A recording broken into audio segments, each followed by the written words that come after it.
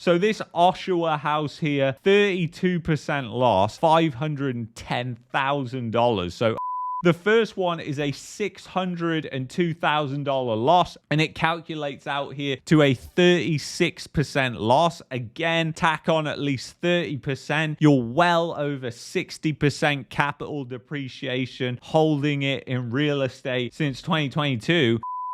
In this video, we're going to be going through 8 unbelievable housing losses in the housing market crash that is occurring right now across Canada. But before we do that, I just want to quickly take your mind back to 2022, when most of these people bought that you're about to see the losses for. And this is what they were being told, right? So the Canadian Real Estate Association was saying this, and also Remax was saying this. So Canadian home prices expected to continue to rise upwards, with national prices rising 9.2% by the end of 2022. Of course, we know what exactly happened. And in fact, even this year, the Financial Post released a very similar article to this, outlining exactly why prices were going to rise. And it's very, very interesting because it's the exact same excuses that are in here. And of course, the primary one is the fact that immigrants are going to be buying up all the real estate or renting it, and this is just going to sustain demand. And we have literally been through this myth so many times and shown that obviously it hasn't been the case. And then the supply issues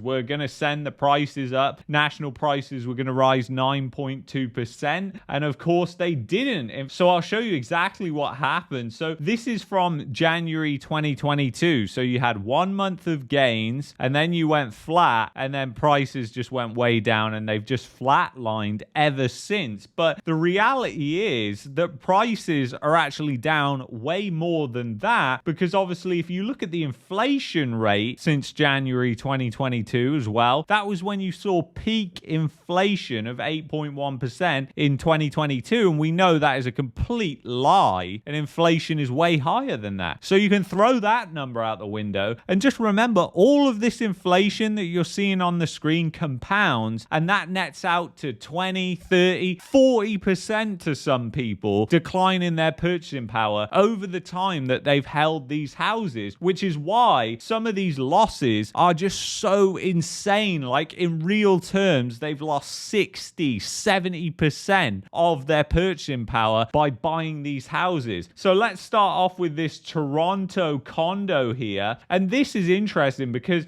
it's sold at a 8% loss after 7 years, guys. So they bought it in 2018. They tried to start selling it in 2022, listed it a bunch of times, finally sold it at an 8% loss in 2025. It's just really insane when you think about that. You hold it for that long. All that inflation, 7 years of inflation, and all that compounding inflation, and then you withdraw at an 8% loss. Your capital has depreciated so much. And then this is number 2 here. This is a 30% loss on a condo, 2022 to the end of 2024. So again, they've held through that inflation. So you've seen them again just holding through that inflation. And you've got to check out Shazzy here on X. I got to give him a huge shout out because he puts up all these losses all the time. And okay, they are kind of the worst case of what can happen because you're talking about the biggest real estate bubble in Canada. But he's also pointing out that these are happening in the suburbs as well, as we're going to get into. So if you think about it, this is the 30% loss on a condo, but you've got to think about all that inflation. They're well over 50, 60% if we're being realistic. Like they're withdrawing their money from that house. They cannot buy what they could buy in 2022 with that money. They can buy 30, 40% less than what they got in 2022. And that plus their original loss of 30% means that they've lost an insane amount of money. I mean, it just boggles the mind, but this is what happens in a housing bubble. So utter decimation in Brampton, and you've got 2 losses here. So the first one is a $602,000 loss, and it calculates out here to a 36% loss. Again, tack on at least 30%. You're well over 60% 30% capital depreciation, holding it in real estate since 2022. And again, we have to point out what the Real Estate Association and Remax was saying and what they're saying again this year. Can you trust them with what they said in 2022 and what happened? Obviously not. So this is a $536,000 loss and a 21% loss. So again, you're over 50% there when you think about the capital depreciation of having your money in real estate in these places. And now we're getting on to the suburbs, because these were the places that were the focal points during the mania that happened during the pandemic. Everybody was moving to these places and they were more affordable, so the prices were just going to rise and rise forever.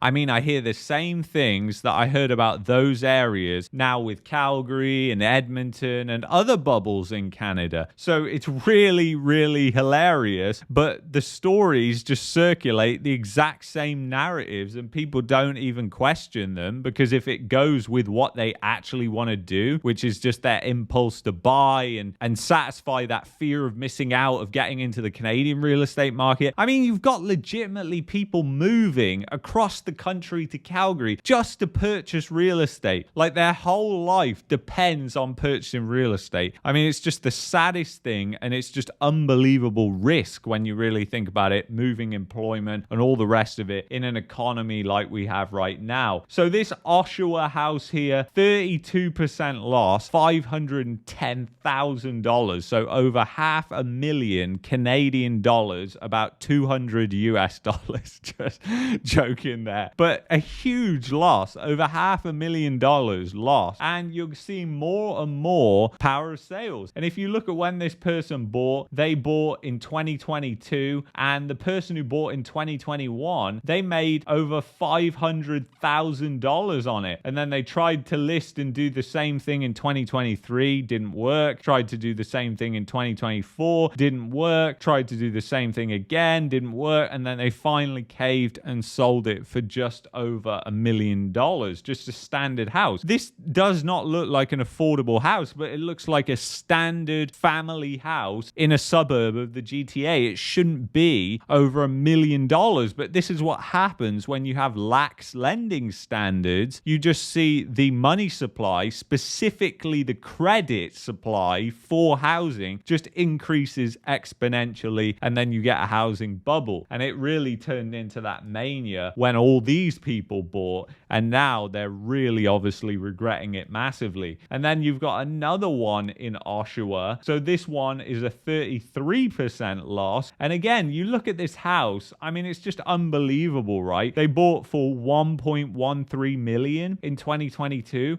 I mean, that house, it looks like a dump. I mean, it looks like a really old house that you would see sell in a place like upstate New York for like 150,000 US dollars, which is like what? 250,000 Canadian dollars. So, I mean, it's just absolutely insane when you think about the prices. Over $1 million for that crap box house is just unbelievable. And it sold in 2025 for $715,000. Again, these losses, there is plenty further to go here, because $715,000 for a house like that in Oshawa, not even in Toronto or Mississauga, in Oshawa, is just unbelievable. It is just stupid when you really think about it. And then you've got another, this is in Brampton, $400,000 loss, and this is a power of sale, which is essentially a foreclosure. And basically the bank has took possession of the house and sold it. So 1.5 million, now down to 1.1 million. And sorry, it's actually in Ajax there. And it's around 26%. So you're over 50% loss. All these losses are like near 50%, near 60% when you put it in real terms of the capital depreciation. And you have to be realistic, even though people aren't realistic, because people in Calgary held real estate from 2014 all the way to 2022, sold it for the same price, and then they say, yay, I got out for the same money. What happened to your money? Can you buy the same now with that money as you could buy in 2014? Of course you can't. Of course you can't. You can with the houses, which just shows you how much of a bubble Calgary was in, but you can't with everything else. So your depreciation on that money is just unbelievable. I mean, just look at other assets like the stock market, gold prices, because gold prices, that's real money prices. It's not currency. So it's very, very interesting. $400,000 loss. And we're seeing more and more of these power of sales that are happening. And then this is in Oakville. Looks like quite a nice house, pretty close to the other houses. I mean, it might actually even be attached there, which is just insane when you look at the price tag of this. So it sold in 2022, again at the start of 2022 in January, $2 million, just sold $1.45 million. So that's a 27.5% loss in Oakville. And you think about that again, it's well over 50, 60%. And then if you actually go to average house prices and you see what's happened since 2022, January 2022, the average house price was around 810,000. It peaked out here around 835,000, and then it went down to 721,000 where we are right now, and it's been flat pretty much for 2 years now, and you basically got it down 14% since January 2022. This is the National House Price Index, and obviously with all these power of sales happening